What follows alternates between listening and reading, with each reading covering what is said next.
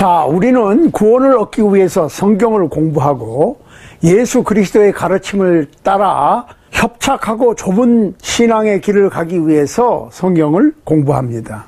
저는 그 성경의 가르침이 인류에게 소개된 가장 최선의 삶의 방법이라고 믿습니다. 그래서 이 땅의 모든 사람들은 성서가 가르치는 길을 따를 필요가 있는 것입니다. 첫사람 아담과 하와 때부터 인류는 인생을 삶에 있어서 주님의 길을 따르는 것과 사탄의 길을 따르는 것 둘 중에 한 가지의 길을 선택해야 했습니다. 항상 우리 각자의 길에는 선택이 있는데 하나는 주님의 길, 다른 하나는 사탄의 길. 둘 중에 하나를 선택을 해야 돼요. 선택은 내가 하는 겁니다. 자, 주님께서는 에덴 동산 중앙에 있는 선과 악을 알게 하는 나무의 열매를 먹지 말라. 먹으면 죽는다. 그런데 사탄은 정반대의 길을 제시합니다. 안 죽어. 먹어봐. 안 죽어. 눈이 밝아져서 선악을 아는 일에 하나님과 같이 돼. 주님의 길과 사탄의 길은 다릅니다. 어떻게 보면 주님의 길은 너무 엄격하고 부정적으로 보여질 수 있어. 사탄의 길은 아주 부드럽고 긍정적일 수 있다. 안 죽어. 자, 동산 중앙에는 선과 악을 알게 하는 나무가 있었다. 생명나무도 있었다. 이거는 사실이지. 잘 보시라고. 그런데 선과 악을 알게 하는 나무의 열매를 먹는 날에는 죽을 것이다 라고 하는 말이 뭐예요? 이건 진실이라고. 진실은 곧 진리예요. 변함없는 사실이야. 그런데 이 선악과를 두고 사탄은 사실을 얘기했어. 진실을 얘기하지 않냐고 사실을 얘기했다고. 사실이 뭐예요? 먹으면 눈이 밝아져. 하나님과 같이 돼. 선과 악을 알게 함에 있어서 선과 악에 대해서 분별력이 생겨. 에덴 동산에서 아담과 하와는 벌거벗고 살았습니다. 그런데 벌거벗은 거에 대한 어떤 느낌이 없었어. 여러분들 한 두세 살 먹은 애들이 빨가벗고 뛰어도 아무 문제가 없습니다. 왜? 선과 악을 모르니까. 그런데 선과 악을 알게 하는 나무의 열매를 먹으면 눈이 밝아져서 선과 악을 구분하는 일에 하나님같이 되는 사실은 맞아. 그런데 문제는 선과 악을 알게 되면서 죄가 성립이 된다는 거예요. 선과 악을 구별을 못하면 죄가 성립이 안 됩니다. 그러니까 선과 악을 구분하는 능력이 주어지는 것은 맞아. 그런데 죄가 성립이 되니까 죄의 대가는 죽음이다. 그러니까 인간은 태어나면서부터 사형 선고를 받고 태어나는 거예요. 그래 재미가 없지. 그렇잖아요. 사형 언도를 받고 사형될 날만 기다리고 있는 사형수가 무슨 낙이 있겠습니까? 삶이. 요 점을 우리가 생각해야 됩니다. 그러니까 첫사람 아담과 하와 때부터 인간은 주님의 길과 사탄의 길 둘 중에 한 길을 선택해야 될 운명에 놓여 있습니다. 보세요. 로마서 5장 12절입니다. 이러므로 한 사람으로 말미암아 죄가 세상에 들어오고 죄로 말미암아 사망이 왔나니 이와 같이 모든 사람이 죄를 지었으므로 사망이 모든 사람에게 이르렀느니라. 자, 어린애들이 태어나서 자라면서 죄를 알고 배워서 죄를 지음으로 죄인이지 아담과 하와의 원죄가 물려지는 것은 아니에요. 요거 착각하시면 안 돼. 그러니까 이 원죄 문제를 해결하기 위해서 유아세례를 베풀어요.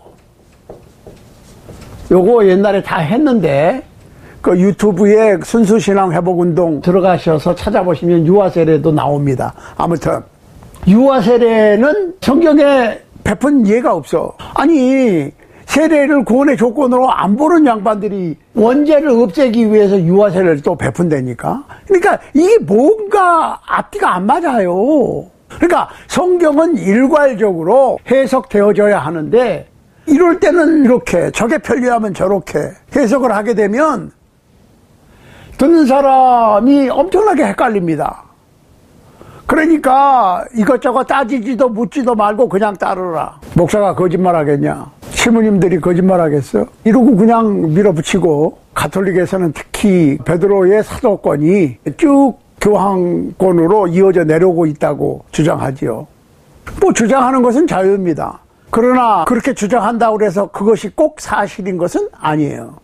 아무튼 모든 사람이 죄를 지어서, 왜? 제가 첫사람으로부터 들어와서 죄가 만연했으니까 어린애가 죄 없이 태어나도 자라면서 죄를 배워서 죄를 지어서 죄인이 되는 거야.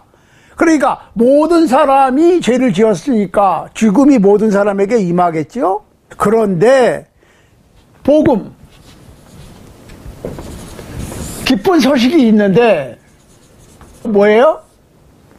예수 그리스도의 십자가의 사건을 통해서 우리가 예수 그리스도의 보혈로 죄 용서를 받고 하나님과의 관계가 정상화되는 거예요. 왜? 죄 때문에 쫓겨났잖아요. 하나님과 멀어졌잖아요. 그러니까 죽음이라고 하는 거는 두 가지가 있어요. 영적인 죽음과 육적인 죽음. 그렇죠? 죽음이라고 하는 말이 무슨 뜻이라고 그랬죠? 분리라는 뜻이에요. 분리. 자, 아담과 하와가 선악을 알게 하는 나무의 열매를 따먹고 죽음에 이르게 되었는데, 영적으로 죽는 것은 하나님과 분리되는 거고, 하나님하고 교제가 안 돼. 에덴 동산에서는 하나님과 아담이 대면해서 같이 교제를 나눴어요. 근데 그게 안 돼. 죄 때문에. 하나님은 거룩하신 분이기 때문에 죄 지은 인간이 하나님과 교제할 수가 없어. 그런데 예수님께서 살 찢기고 피 흘려서 죄를 없이 해 주셨으니까 하나님과 인간의 관계가 정상화되는 거예요. 그런데 그건 영적으로 그렇고, 육적으로는 생명나무와 멀어졌으니까, 분리됐으니까 죽는 존재가 된 거예요. 그 생명나무 열매를 다시 주워 먹게 하겠다. 이것이 복음을 통한 하나님의 약속이에요. 그러니까 예수님께서 다시 오시면 영혼의 구원뿐만 아니라 육신의 구원까지, 영과 육의 구원이 비로소 완성되는 거예요. 그때. 그러니까 예수 그리스도의 재림을 학수 고대하는 것은 크리스찬으로서 당연한 겁니다. 자, 베드로 후서 1장 12절로 14절을 일단 읽겠습니다. 이러므로 너희가 이것을 알고 이미 있는 진리에 섰으나 내가 항상 너희로 생각하게 하려 하노라. 내가 이 장막에 있을 동안에 너희를 일깨워 생각하게 함이 옳은 줄로 여기노니, 이는 우리 주 예수 그리스도께서 내게 지시하신 것 같이 나도 이 장막을 벗어날 것이 임박한 줄을 알미라. 자, 잘 보세요. 베드로가 베드로후서 1장 12절로 14절에서 1세기 크리스찬들에게 너희가 이미 진리 가운데 섰지만 내가 장막을 떠날 때가 가까웠으니까, 그 얘기는 무슨 얘기예요? 내가 죽을 때가 가까웠으니까 내가 죽고 난 다음에라도, 혹은 후에 나한테 얘기를 듣지 못한 사람이라도 내 편지를 보고 진리를 깨닫고 항상 진리 가운데 거하게 하기 위해서 이 편지를 쓴다, 그 얘기예요. 그런데 여기서 내가 이 장막에 있을 동안에, 그 얘기는 베드로의 영혼이 베드로의 육체 안에 있는 동안에, 살아있는 동안에 이 편지를 써서 내가 죽은 후에라도 계속 너희들을 일깨우게 하려고 그러는데, 목적이 뭐예요? 진리에 쓰는 거.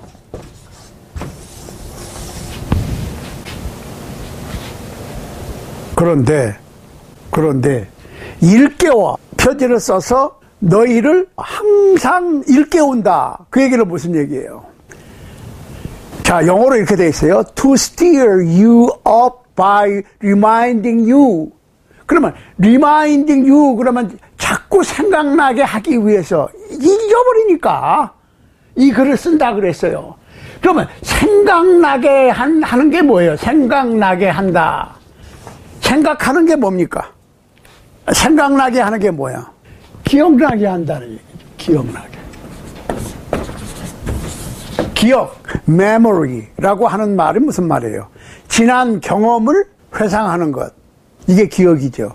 기억력 그러면 옛날에 있었던 어떤 일을 되살아나게 하는 능력을 기억력이라고 그러지. 그러니까 잊지 않고 기억하는 것을 얘기하는 거죠. 근데 하나님께서는 기억력이 굉장히 좋으십니다. 아주 먼 옛날에 이 세상에 악이 충만했을 때 하나님께서는 인간을 만드신 것을 몹시 슬퍼하셨습니다. 그래서 하나님께서는 대홍수를 보내셔서 그 시대의 사람들을 멸망시키셨습니다. 그리고 이 세상의 모든 인류의 삶을 다시 시작하셨습니다. 그때 주인공이 노아지요.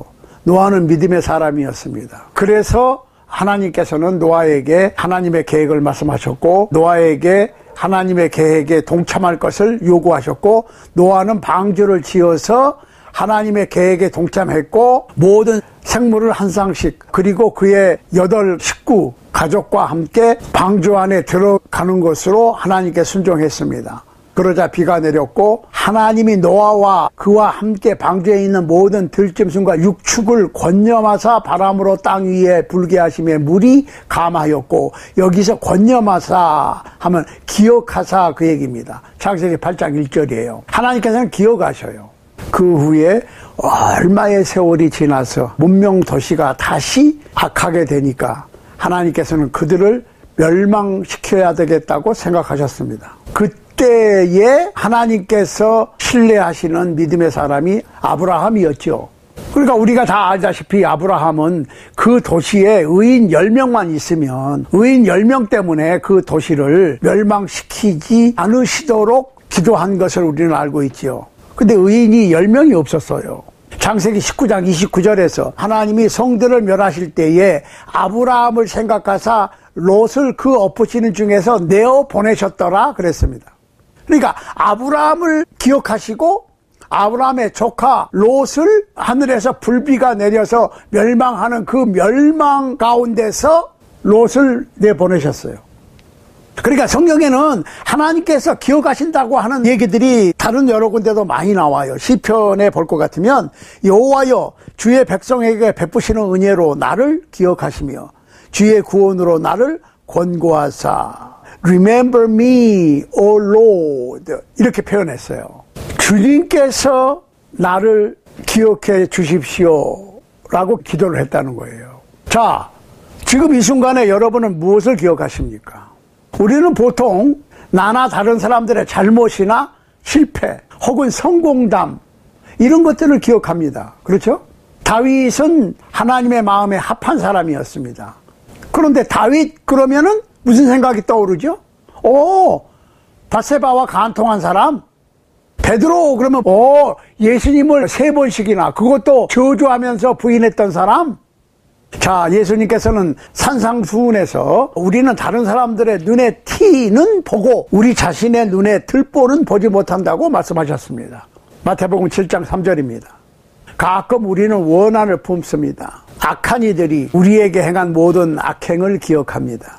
그런데 다른 사람이 나에게 은혜를 베푼 선행은 잘 기억을 못해. 그런데 악한 사람은 그들이 우리에게 한 짓을 우리가 기억한다고 해도 두려워하지도 않고 두려워할 대상도 아니죠. 그러니까 우리 식으로 악한 이들이 우리에게 악행을 한 것을 계속 떠들고 기억하고 원한을 품기보다는 주님의 방법을 사용하는 것이 오히려 나을 거예요. 마태복음 6장 14절 15절 보세요. 주님의 방법이 어떤 겁니까? 주님의 방법은 그들을 용서하고 잊어버리는 겁니다. Forgive them and forget it. 자, 우리는 가끔 용서했다고 그러면서 기억합니다. 잘 생각해 보시라고. 하나님의 방법은 용서를 하셨으면 기억을 하시지 않는 겁니다. 그러면 여전히 기억을 하고 있다는 얘기는 용서를 안 했다는 얘기예요. 그러니까 하나님께서 우리의 죄를 예수 그리스도의 보혈로 용서하셨다는 얘기는 용서한 우리의 죄는 용서하시고 계속 기억하시는 게 아니라 용서하시고 잊어버리시는 거예요. 우리는 이 세상에서 어떤 서운한 것, 마음에 맺혀 있는 것을 계속 되새기는 경우가 있어. 전혀 도움이 안 돼. 그러니까 용서했다는 얘기는 잊어버린다는 얘기입니다. 물론 잊어버리지 않을 수도 있어요. 그거는 용서 안 했다는 얘기예요.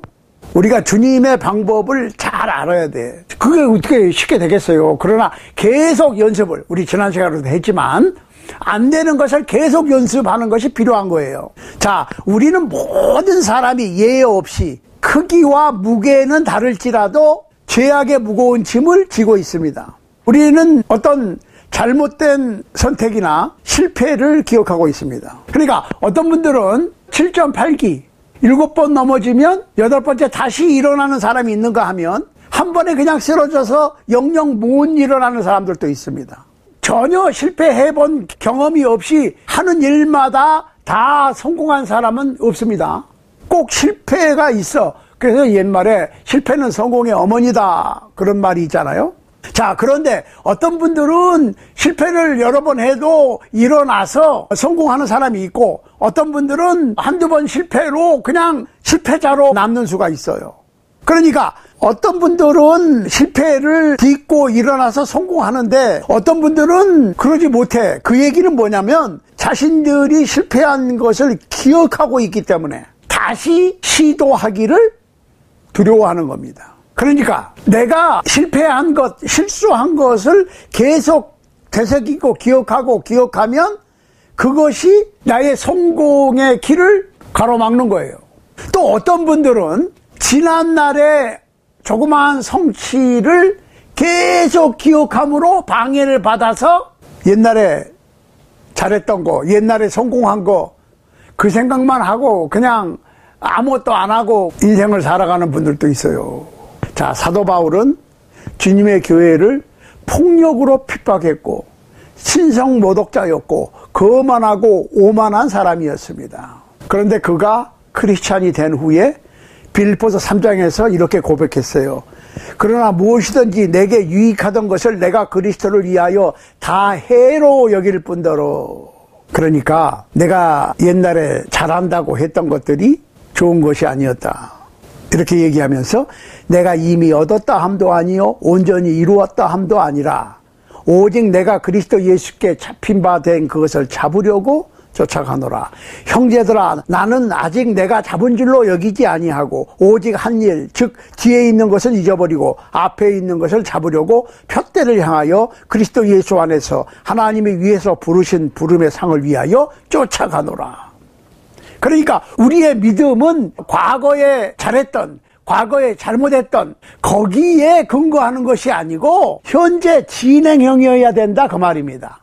옛날에 내가 얼마나 죄인이었고 얼마나 나쁜 짓을 했던 사람이었던가가 중요한 것이 아니고 옛날에 내가 얼마나 주님을 위해서 봉사를 했고 충성을 했고 열심히 했는가가 중요한 것이 아니고 현재 내가 어떤 상태에 있는가. 그러니까 옛날 것은 부정적인 것이든 긍정적인 것이든 잊어버려야 돼. 그리고 현재의 최선을 다해서 열심히 하고 목표가 뚜렷해야 돼. 우리의 목표는 뭐예요? 영원한 생명. 영원한 생명, 영과 육의 구원이 완성되는 그 날을 위해서 전진해야 되는 거지. 과거에 매여서, 과거의 실패에 매여서 실패자로 살아가든지 과거에 성취한 것을 기억하고 그냥 추억을 먹고 아무것도 안 하고 살아가든지, 그러니까 긍정적이든 부정적이든 과거에 매여 있는 것은 바른 신앙이 아닙니다. 그러니까 잊어버릴 게 있고 기억해야 될 게 있어요. 지난 날은 잊어버려야 돼. 그러면 우리가 기억해야 될 게 뭐가 있느냐 그 말이죠. 예. 자, 첫 번째로 우리는 창조주를 기억해야 합니다. 전도서 12장 1절은 말합니다. 너는 청년의 때 곧 공고한 날이 이르기 전 나는 아무 낙이 없다고 할 때가 가깝기 전에 너의 창조자를 기억하라 그랬어요. 누구를 기억하라고요? 창조주를 기억하라. 그 얘기는 무슨 얘기예요? 우리 인류는 창조된 겁니다. 우리 인류는 창조되었고 인류를 창조하신 창조주가 존재한다고 하는 사실을 기억해야 됩니다. 그러니까 현대 과학이 무슨 큰 폭발이 있었고 뭐 거기서 산소세포가 튀어나오고 그게 진화해서 결국은 인류까지 이르렀다. 그거는 진화론은 해놓은 게 아무것도 없어요. 창조주께서 그분의 형상대로 여러분과 저를 만드셨다고 하는 창세기 1장 26절 27절 말씀을 항상 기억하시기 바랍니다. 모세는 이스라엘 백성에게 내가 오늘날 네게 명하는 여호와의 명령과 법도와 규례를 지키지 아니하고 네 하나님 여호와를 잊어버리게 되지 않도록 삼갈지어다. 신명기 8장 11절이라고 경고했습니다. 자, 그러면 믿음의 참 본질은 하나님의 명령과 하나님의 가르침을 지킴으로 하나님을 기억하는 겁니다. 하나님 그 존재, 창조주 그 존재를 기억해야 돼. 그 다음에 우리는 그 하나님의 말씀을 기억해야 됩니다. 사도 바울은 다른 사람보다 신약 성서를 훨씬 더 많이 썼습니다. 사도 바울은 사도행전 20장 35절에서 주 예수님의 말씀을 기억하라. Remember the words of the Lord Jesus 라고 선언했습니다. 하나님을 기억하라. 그리고 하나님의 말씀을 기억하라. 자, 그런데 하나님께서는 가끔 기억할 수 있도록 기념물을 세우시기도 했어요. 요단강 동편 느보산에서 모세가 죽고 여호수아가 모세의 후계자로서 모세가 홍해를 마른 땅같이 건넜던 것과 같이 요단강도 마른 땅같이 건너갔어. 그런데 하나님께서 여호수아에게 한 가지 명령을 내리십니다. 야, 마른 땅처럼 갈라진 요단강을 건너가면서 12지파 중에서 각각 거기서 돌을 하나씩 가져가라. 그리고 요단강을 마른 땅처럼 건너서 도착한 가나안 땅에 첫날 밤을 보낸 그곳에 12개의 돌을 쌓아놔라. 그리고 후에 자녀들이, 이스라엘의 후세들이 이게 무슨 뜻이냐라고 물으면 철철 넘치는 요단강을 하나님께서 가르셔서 맨 땅과 같이 건너게 해 주셨다고 하는 기적적인 하나님의 인도하심을 기억하도록 해라. 그러니까 하나님께서 그렇게 기적적으로 이스라엘 민족을 가나안 땅에 입주시켰다고 하는 사실을 계속 가르쳐서 잊어버리지 않게 하라. 그런데 이스라엘 백성은 그 기념물을 통해서 하나님께서 어떻게 이스라엘 민족을 요단강을 건너게 해서 가나안 땅으로 인도하셨는가를 가르치는 것을 실패했어요. 확실하게 실패했습니다. 여호수아와 모든 그 세대가 다 죽고 나서 주님을 알지 못하는 세대가 일어났습니다. 그들은 주님을 저버렸고 그 주위의 잡신들을 섬겼습니다. 이스라엘 족속은 주위 나라들의 문화에 따라 하나님을 잊어버렸던 것입니다. 오늘날 미국과 한국 전 세계 기독교인들이 그러한 신앙적 위기에 놓여 있지 않나 생각이 됩니다. 하나님께서는 또한 이스라엘 족속에게 애굽에서의 430년의 노예살이에서 영광스럽게 해방된 것을 기념하는 안식일을 주셨죠. 그러니까 구약에 금요일날 해질 때부터 토요일날 해질 때까지는 안식일인데 그 안식일을 지키라는 것은 뭐냐? 이스라엘 민족이 애굽에 430년 동안 노예살이에서 해방된 것을 기념하고 잊지 말라고 안식일법을 주셨다고. 그러니까 오늘날에 안식일을 주장하시는 분들도 안식일이 왜 주어졌는가를 확실히 아시는지 모르겠어요. 자, 모세가 온 이스라엘을 불러 말했습니다. 이스라엘아, 오늘 내가 너희 귀에 말하는 규례와 법도를 듣고 그것을 배우며 지켜 행하라 그랬어요. 우리 하나님 여호와께서 호렙산에서 우리와 언약을 세우셨나니, 자, 애굽에서 나온 이스라엘 족속과 하나님과 호렙산에서 계명을 주신 걸로 약속을 세우신 거예요. 보세요. 이 언약은 여호와께서 우리 열조와 세우신 것이 아니요 우리 조상 아브라함, 이삭, 야곱과 세운 것이 아니고 오늘날 여기 살아있는 우리 곧 우리와 세우신 것이라. 그러니까 율법은, 십계명은 출애굽한 이스라엘 족속과 하나님과 의 약속이지, 그 전에 이스라엘의 조상들 아브라함부터 출애굽한 족속들 전까지 살다 이 세상을 떠난 이스라엘 족속의 선조들과는 상관이 없는 거예요. 우리 이거 분명히 알아야 돼요. 너는 기억하라. 네가 애굽 땅에서 종이 되었더니 너의 하나님 여호와가 강한 손과 편 팔로 너를 거기서 인도하여 내었나니 그러므로 너희 하나님 여호와가 너를 명하여 안식일을 지키라 하느니라.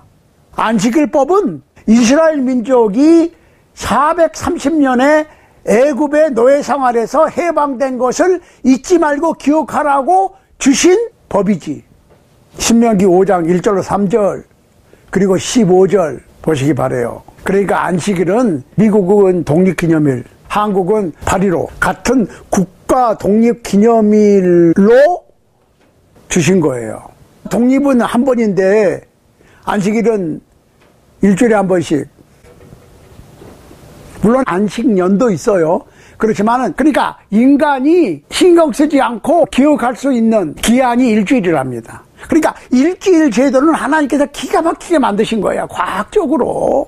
그러면 신경 안 쓰고 그냥 지나가면 일주일 지나면 잊어버려. 그러니까 안식일은 매주 금요일 저녁부터 토요일 저녁까지 안식일로 정해놓고 그날 안식하면서 하나님께서 어떠한 능력으로 이스라엘 민족을 430년의 애굽의 노예 생활에서 해방시키셨는가를 기억하고 감사하고 기념하라고 주신 거예요. 이스라엘 백성들은 이 안식일을 지키지를 못했어요. 지켰어도 그냥 습관적으로 지켰지 출애굽한 것을 기념하는 하나님의 안식일을 지키지 못하고 주위에 다른 나라들의 문화와 동화가 돼가지고 출애굽을 기념하는 날로서의 안식일을 지키지 못했어요. 그래서 다시 노예가 되는 고통을 당했어요. 이번에는 어떻게? 유다는 바벨론, 이스라엘은 아수르로 포로로 잡혀가지요. 에스라와 느헤미야서를 꼭 읽어보시기 바랍니다. 자, 그건 구약시대 얘기고 하나님께서는 기독교인들을 위해서 다른 기념 행사를 세우셨습니다. 그런데 오늘날 이런 질문을 해요. 아니 그거는 안식일은 그러면 이스라엘 민족과 하나님과 그리고 이스라엘 민족이 애굽에서 430년 노예 생활한 거에서 해방된 기념을 한 것이고 우리는 애굽의 노예가 된 적이 없다 라고 얘기를 할 수 있어요. 우리는 결코 애굽에 노예됐던 적이 없어요. 그런데 우리는 죄의 노예였습니다.